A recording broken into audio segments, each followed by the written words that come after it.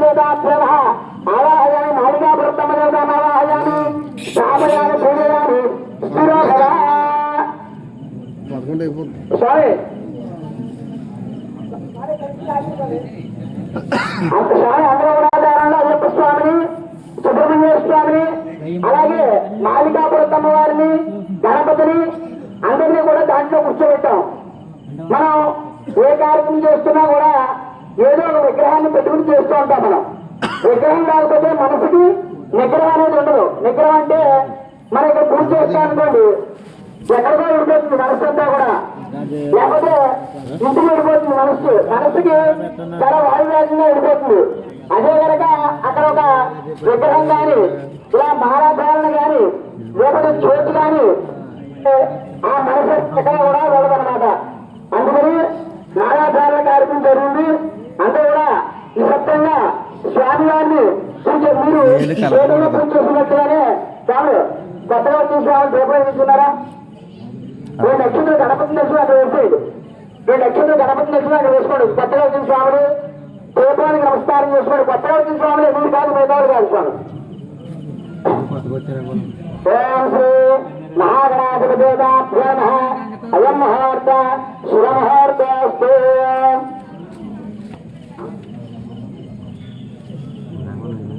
స్వామి మాట్లాడగలిచ్చాడు స్వామి, ఒక మాట వెళ్ళిపోవాలి. ఆ మాల కలిపే కానీ వాళ్ళకి సంతృప్తి అన్నది వచ్చేసట్టు అంతే. స్వామి ఇక్కడ మాల కలిపేశారు. అందరూ కూడా ఎవరు కూడా జాతకంగా చూసుకోవాలి. చిన్నవాళ్ళకి తల్లి స్వామి తెలియదు కాబట్టి మీరు పక్కన వారికి చూసుకోండి స్వామి. ఏం రోడ్ వస్తాడు? ఓం శ్రీ మహాగణాధిపదేవతాభ్యో నమః. అందరూ కూడా మొదటగా మీ పేటల్లో చేసుకున్నట్టుగా సుబ్రహ్మణ్య స్వామికి 16 నామాల చేత పూజ చేసుకున్నాం. అందరూ కూడా 2 లక్షలు మాలమే వేయండి.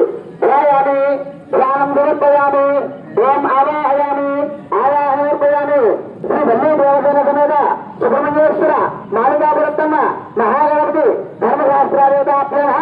నవరతక్షరార్పయామి పాదవ పాఠ్యం సమర్పయామి. మరలా 2 లక్షలు వేయండి. గణపతికి సుబ్రహ్మణ్య స్వామికి అమ్మవారికి అలాగే అయ్యప్ప స్వామి వారికి కాళ్ళు కలుగుతున్నట్టు భావన చేసుకుని 2 లక్షలు నమస్కారం చేసుకోండి. పాదవ్యో పాఠ్యం అర్ధవ్యో అర్ధం సమర్పయామి. ఆదిపయామి స్థానం సమర్పయామి. స్థానాంతరం సాధం సమర్పయామి. వస్త్రార్థాయ 1 లక్ష రూపాయలు 2 లక్షలు నమస్కారం చేసుకోండి. విద్యావేదార్థాయ 1 లక్ష రూపాయలు ఛనం సమర్పయామి. ఈసారి షణ్ముఖాయ అనుకుంటే 16 నామాలు ఇస్తారు. ఆ 16 నామాలు సుబ్రహ్మణ్య స్వామి చేసుకోవచ్చు. అందరూ కూడా ఓం జ్ఞానశక్తయే నమః. ఓం స్కందాయ నమః. చెప్పట్లో స్వామివారికి ఎవరికి ఎంత వస్తుందా? ఇక్కడ చెప్తున్నా అక్కడ పోతే ఓం అగ్నిగర్భాయ నమః. ఓం బహుళేయాయ నమః. ఓం గాంగేయాయ నమః. ఓం శరవణాధ్యాయ నమః. ఓం కార్తికేయాయ నమః. ఓం కుమారాయ నమః. ఓం షణ్ముఖాయ నమః. ఓం కుక్కుడధ్వజాయ నమః. ఓం పుష్టిధరాయ నమః. ఓం గుహాయ నమః. ఓం శాన్మాధురాయ నమః. ఓం క్రౌంధరాయ నమః. ఓం నమః ఓం శ్రీ వల్లీ దేవసేన మీద సుబ్రహ్మణ్యేశ్వరాయ నమః. ఓం శ్రీ వల్లీ దేవసేన సుబ్రహ్మణ్యేశ్వరాయ నమః. షణ్ముఖ భగవాన్కి షణ్ముఖ భగవాన్కి షణ్ముఖ భగవాన్కి.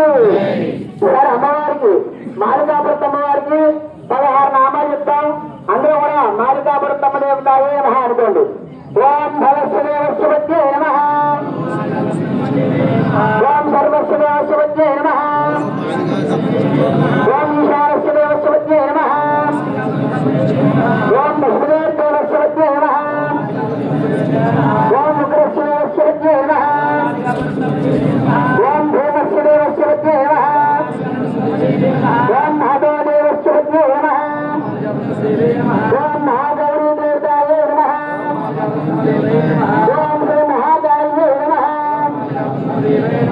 మాలికాపురత్తమ్మ మాతాకి మాలికాపురత్తమ్మ మాతాకి మాలికాపురత్తమ్మ అక్కడ వేసుకుని నమస్కారం చేసుకోండి. ఈసారి అత్యంత శక్తిపాత్రైనటువంటి ఈశ్వరుడికి నామాలు చెప్తాం. అందులో కూడా ఓం నమ శివాయ అనుకుంటే వేసుకోండి. ఓం శివాయ నమః,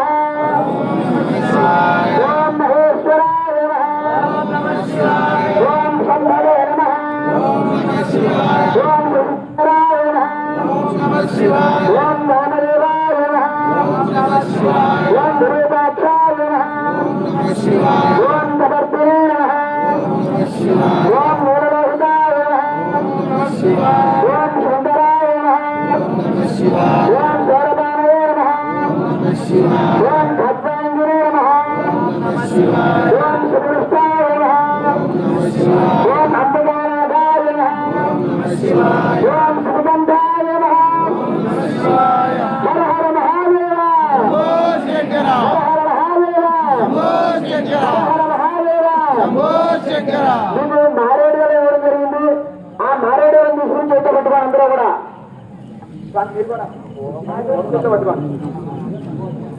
ఓం త్రిఫలం త్రిగుణాకారం త్రినేత్రం చ త్రియాయుధం త్రిజన్మపాప సంహారం ఏకబిల్వం శివార్పణం. అందరూ ఇప్పుడు ఏకబిల్వం శివార్పణం.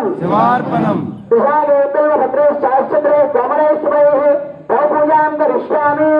ఏకబిల్వం శివార్పణం. ఓం బిల్వం దర్శనస్య సర్వం పాపనాశనం అఘోరపాప సంహారం ఏకబిల్వం శివార్పణం. మళ్ళీ మారేడు స్వామివారి దగ్గర వేయాలి. అంటే ఒక బిల్వం వేస్తే త్రిఫలం త్రిగుణాకారం త్రినేత్రం చ త్రియాయుధం త్రిజన్మ పాప సంహారం ఏకబిల్వం శివార్పణం. అంటే 3 జన్మల పాపాలు ఆ యొక్క బిల్వదలం చేత పోతాయి. అలాంటి బిల్వదలం వేస్తాను మహానుభావ అని చెప్పి నమస్కారం చేసుకోండి. ఈసారి 18 పెట్టి మీద కూడా ఇప్పటి నుంచి మన యొక్క పూజా కార్యక్రమాలు ప్రారంభిద్దాం. అందులో కూడా స్వామివారి నామం చెప్పినప్పుడు గట్టిగా నామస్వామి చెప్పుకోండి.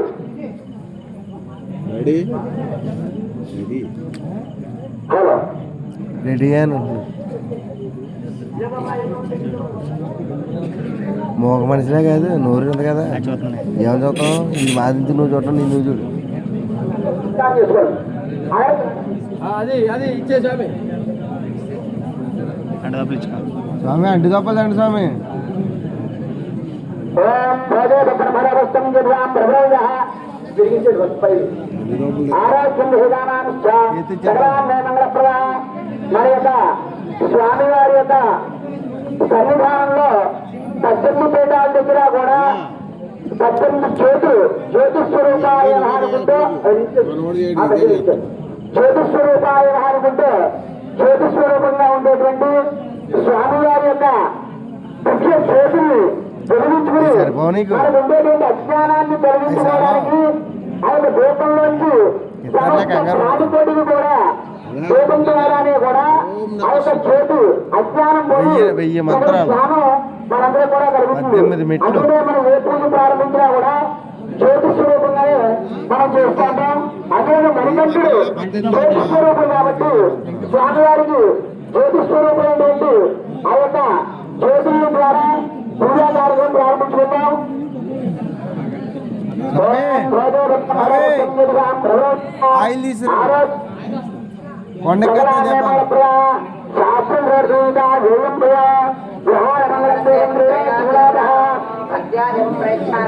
దేవాయ పరమాత్మనే సాయమాన్ నరకార్థోరాజ దివ్యర్జ్యోతిర్నమోస్తుతే.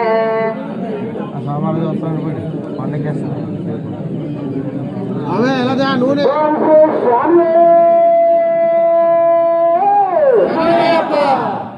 స్వామివారికి 18 పీఠాల దగ్గర కూడా దీపం ప్రారంభమవుతుంది. మొదటి దీపం ఇస్తారు. అందులో కూడా నమస్కారం చేసుకోండి. ఓం వర్ణాంబిరవరి ప్రథమ సోపాదానిష్ఠిత అకార ఉకార మకార మంత్ర ప్రణవ స్వరూప శ్రీ హరిహరపుత్ర ఓం స్వామి. మొదటి పీఠంలో స్వామివారి మొదటి మెట్టు మీద అకార ఉకార మకార మంత్రస్వరూపంగా స్వామివారిని అకార ఉకార మకార మంత్రస్వరూపమైనటువంటి అంటే ప్రతి ప్రాణి కూడా ఓంకారంలోంచే వచ్చేస్తుంది. ఏది చేసినా ఏ మంత్రం చెప్పినా కూడా ఏది చేసినా కూడా ఓం నమ శివాయ, ఓం దుర్గాయ నమః, ఓం మణికంఠాయ నమః అని చెప్పి మనం ఓంకారం చెప్తుంటే మిగతా ఏ అక్షరం పలికినా కూడా మన దంతాల్లో చేస్తూ ఉంటుందని శాస్త్రం చెప్తూ ఉంటుంది. అంటే మన దవడలు కదిలినప్పుడు శబ్దం బయట వస్తుంది. కానీ ఓంకారం చెప్పినప్పుడు మనకి ఎక్కడైతే హృదయం ఉంటుందో నాటి దగ్గర నుంచి ఆరు రంధ్రాలు ఉంటాయి పైకి. ఆ యొక్క ఆరు శాస్త్రాల నుంచి కూడా మనకి పైకి వస్తూ ఉంటుంది. ఎలాగా నాటి దగ్గర నుంచి మొదలుపెట్టి వస్తూ ఉంటాయి. అందుకనే ఓంకార స్వరూపంగా స్వామివారు మొదటి పీఠం మీద ఉన్నారు. అలాంటి ఓంకార స్వరూపమైనటువంటి నరకండి తెచ్చుకుంటే దక్షిణ ఆ దీపం దగ్గర వేసుకోండి. అందరూ కూడా దక్షిణ దీపం దగ్గర వేసుకోండి. స్వామి మీరు ఎదురు దీపం దగ్గర వేసుకోండి. ఓం రెండాంతరపడి ఇటు శోభారాధిష్ట శివపుత్ర నమః, శ్రీ హరిహరపుత్ర నమః. రెండో పీఠం మీద రెండో పీఠం మీద స్వామివారు శివపుత్రుడిగా ఉన్నారు. శివపుత్రుడు అంటే మన అందరం కూడా అనుకుంటూ ఉంటాం హరిహర పుత్రులు అని చెప్పిన అందరం కూడా తెలుసు. కాకపోతే స్వామివారికి శివుడికి ఎంతైతే శక్తి ఉందో అంత శక్తితో స్వామివారు రెండో పీఠంలో శివపుత్రుల స్వరూపంగా సాక్షాత్ శివుడే వచ్చి ఉంటే ఎంత శక్తి ఉంటుందో అంతటి యొక్క శివపుత్రుడిగా రెండో పీఠం మీద జ్యోతి స్వరూపంగా ఉన్నారు. కాబట్టి అందరూ కూడా శివపుత్రాయ నమః అనుకో. శివనందరూ కూడా శివపుత్రాయ నమః. ఓం మూడాంతరపది తృతీయ శోభానాధిష్ఠిత బ్రహ్మ విష్ణు మహేశ్వర స్వరూప త్రిమూర్త్యాత్మక హరిహరపుత్ర నమః. ఓం శ్రీ స్వామి శరణమయ్యప్ప. మూడో పీఠం మీద స్వామివారు బ్రహ్మ విష్ణు మహేశ్వర స్వరూపంగా ఉన్నారు. బ్రహ్మదేవుడు మనందరినీ కూడా సృష్టిస్తూ ఉంటాడు. అలాగే విష్ణుమూర్తి మనకి లయకారకుడు అన్నమాట. లయకారకుడు అంటే మనకి ఏం కావాలో అవన్నీ కూడా భద్రతకాలంగా నిశ్చయించారు అన్నమాట. ఆ యొక్క విష్ణుమూర్తి. ఇక ఈశ్వరుడు గురించి అందరూ కూడా తెలిసిందే. లయకార మనం కాలం చేసిన తర్వాత కూడా ఏదైతే జన్మలు ఎత్తారో అటువంటి జన్మలు లేకుండా మంచి మోక్షాన్ని ఇచ్చేవాడు అనమాట ఈశ్వరుడు.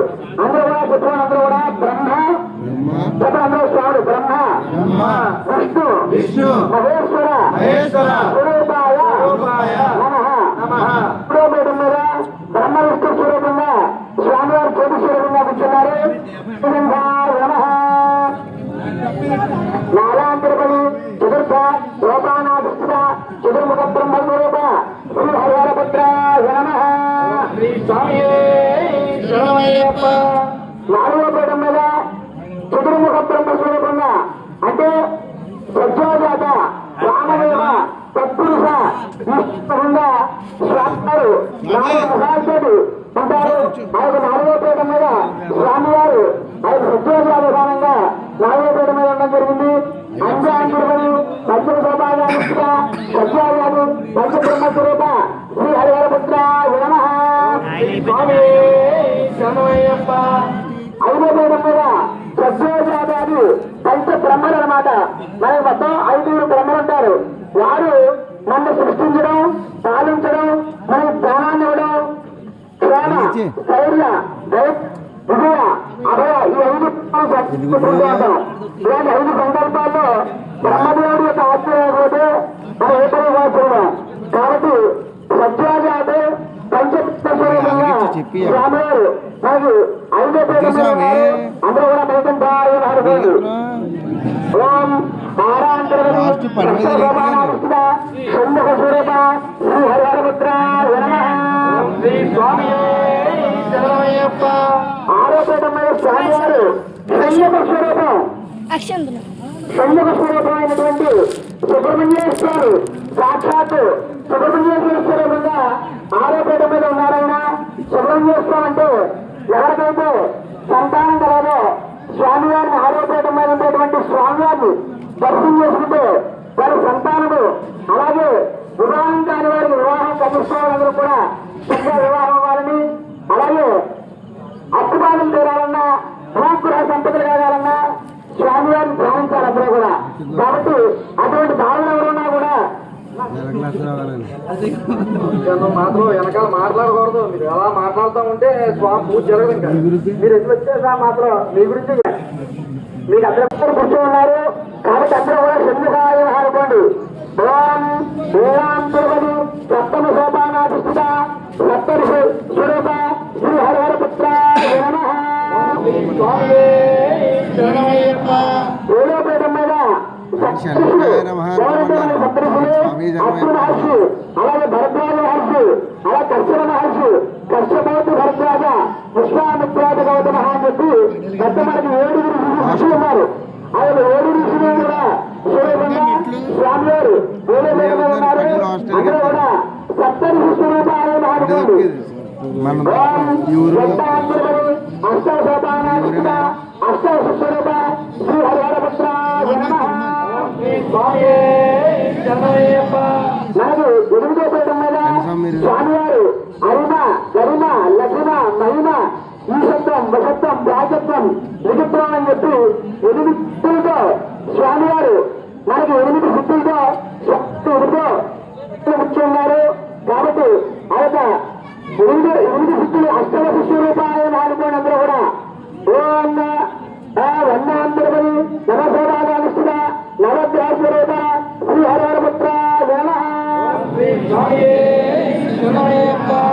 మనకి మనిషి బుద్ధిలా కావచ్చు కాలం చేసే వరకు కూడా ఏ పేరు మీద ఉంటారంటే భగవంతుడు నవగ్రహాలు అనేటువంటి చాలా ముఖ్యం.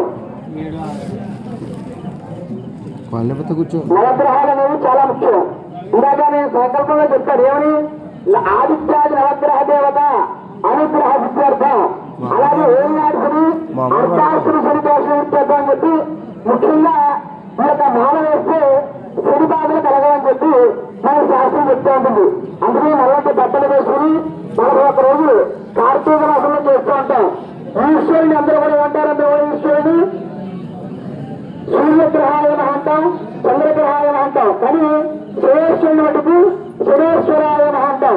అంటే శని ప్లస్ ఈశ్వర అంటే ఈశ్వరుడికి ఎంతైతే శక్తి ఉంటుందో అంత శక్తి ఉంటుంది అనమాట శనేశ్వరుడికి. అందులో నవగ్రహాల్లో 7వ గ్రహం అయినటువంటి శనేశ్వరుడు, అలాగే సూర్యనారాయణ మూర్తి మొదలు పెట్టుకుని 9 గ్రహాలు మనం ఎప్పుడు కూడా పాలిస్తూ ఉంటాయి. మనం బాగున్నామన్నా లేదు ఎవరో ఇబ్బంది పడుతూ ఉన్నామన్నా ఈ 9 గ్రహాలు లేకపోతే మనం ఏ పని కూడా చేయడం. మొదటగా సూర్యనారాయణ మూర్తి మనకు ఆరోగ్యం ఇస్తాడు. అలాగే 2వ గ్రహం చంద్రుడు మనస్తారకుడు. 3వ గ్రహం దాకా సుబ్రహ్మణ్యేశ్వర స్వరూపం అనేటువంటి పుత్రుడు అన్నమాట. ఆయన భూమి గృహం ఇస్తాడు.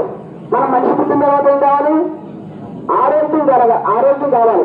ఎంత డబ్బున్నా కూడా డబ్బు ఎంత ఉన్నా కూడా ఆరోగ్యం లేకపోతే అది ఎంత కూడా వృధా అవుతుంది అనమాట. లక్షాధికారైనా కానీ లవణమన్నమే కానీ బంగారం తినగలడా అని చెప్పి శాస్త్రం. అంటే ఎంత కోటీశ్వరైనా సరే బంగారం ఉంటే కడుపు నిండుతుందా? లేదు. ఆ యొక్క అడుగుదల శక్తి ఉంటుంది, ఆరోగ్యానికి మాత్రం ఉంటుంది. అలాంటి ఆరోగ్యం ఇచ్చేవాడు సూర్యనారాయణ మూర్తి. 2వ గ్రహం మనస్సు.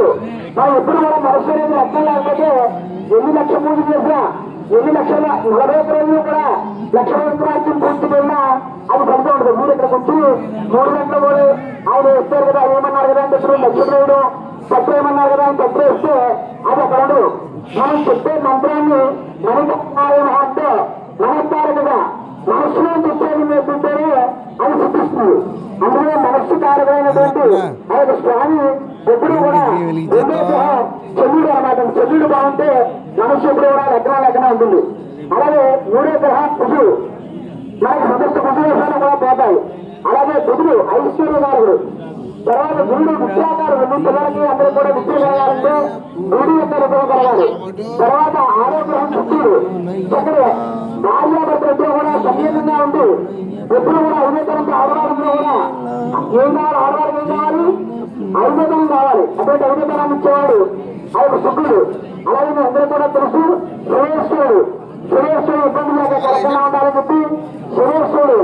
అలాగే రాహు కేతు ఇలా 9 గ్రహాలు స్వామివారి యొక్క ఆధ్వర్యంలో ఉంటాయి. అందుకనే 9వ పీఠం మీద నవగ్రహాన్ని ఆయన పెట్టుకున్నాడు.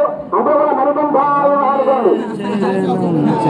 ఓం పట్టాంతరపడి దశావతార స్వరూప శ్రీ హరిహరపుత్ర నమః.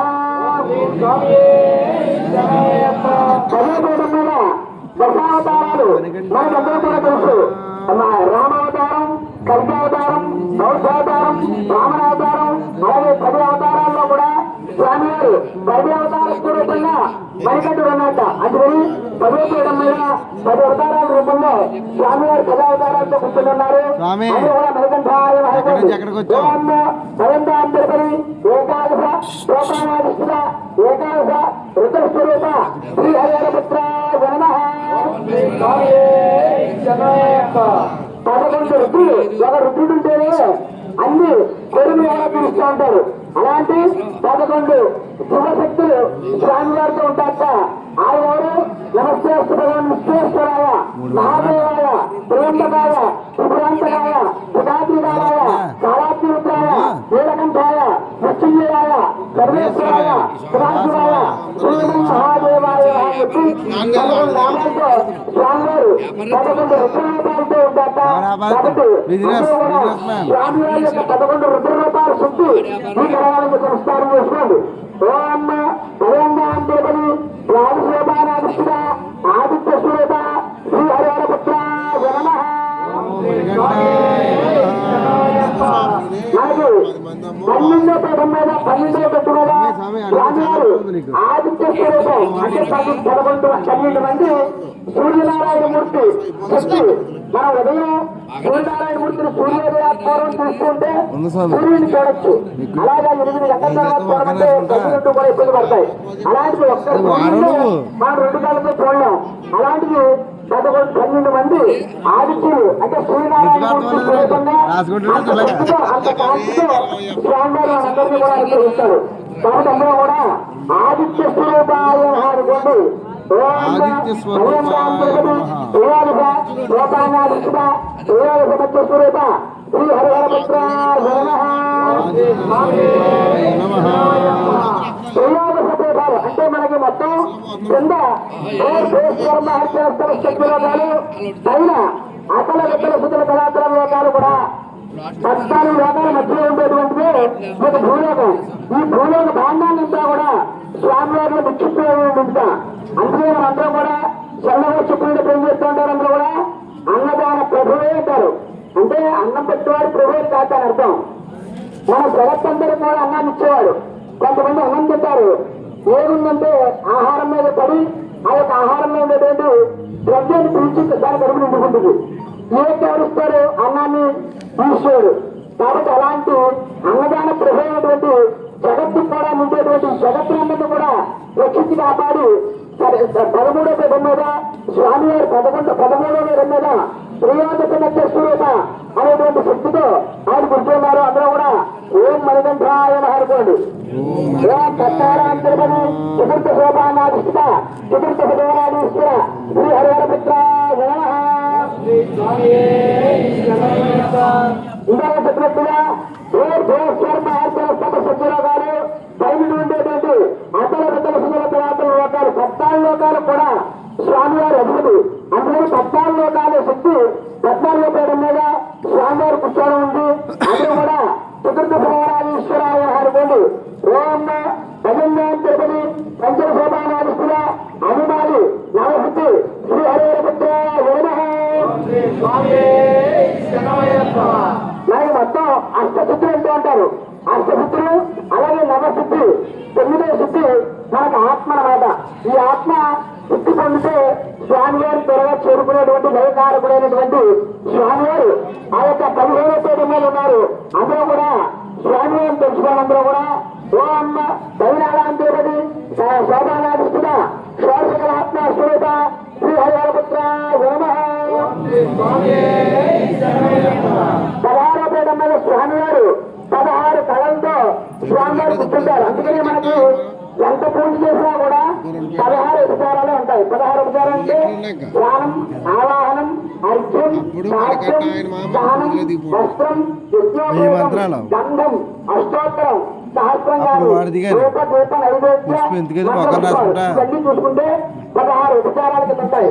అలాగే స్వామివారు 16 కళలతో స్వామివారు మనందరినీ కూడా ఆవాహిస్తారనమాట. అందులో ఎక్కడ గుళ్ళో ప్రతిష్ఠ జరిగినా గుడి ప్రతిష్ట అయిపోయినంటే కళ్ళు తీసే ముందర ఈ కలసం తీసుకెళ్లి లోపలికి కళాకారం చేస్తారు. అంటే స్వామివారికి ప్రతి అవయవంలో కూడా కళల్ని ఆహ్వానం చేస్తారు. అలాంటి 16 కళలతో స్వామివారు కూర్చో ఉన్నారు. కాబట్టి అందరూ కూడా మణికంఠాయ నమః అనుకోండి. ఓం మణికంఠాయ నమః. మణికంఠాంతేపరి సప్తమ శోభానాధిష్ఠిత శ్రీ మోహినీపుత్ర శ్రీ హరిహరపుత్రాయ నమః. ఓం మణికంఠాయ నమః. రెండో పీఠ మీద శివపుత్రుడిగా కూర్చున్నాడు. అలాగే 17వ పీఠ మీద విష్ణుమూర్తి యొక్క పుత్రుడు కింద, అంటే విష్ణుమూర్తి యొక్క పుత్రుడు. అదే మనం చెప్తా ఉంటే హరిహరపుత్ర అయ్యప్ప స్వామి అని చెప్పి రెండో పీఠ మీద 17వ పీఠ మీద స్వామివారు విష్ణుమూర్తి యొక్క కుమారుడి కింద కూర్చున్నారు. అందరూ కూడా విష్ణు స్వరూపాయ అనుకోండి.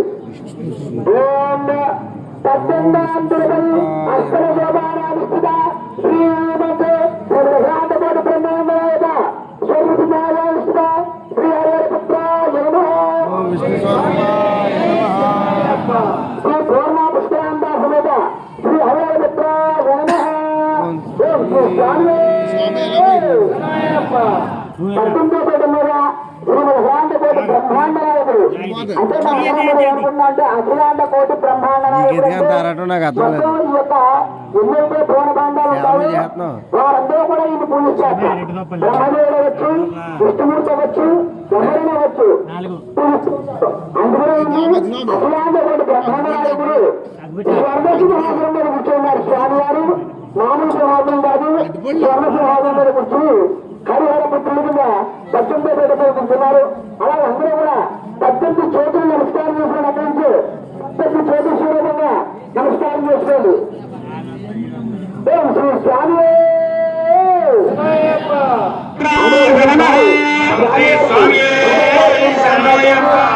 మనకి 12వ గట్టు మీద స్వామివారు ఆదిత్య స్వరూపం, అంటే 12 మంది సూర్యనారాయణ మూర్తి శక్తి.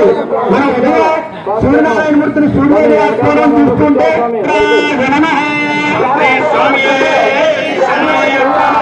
మనకి 12వ గట్టు మీద స్వామివారు ఆదిత్య స్వరూపం, అంటే 12 మంది సూర్యనారాయణ మూర్తి శక్తి. మనం ఉదయం సూర్యనారాయణ మూర్తిని సూర్యోదయ చూస్తుంటే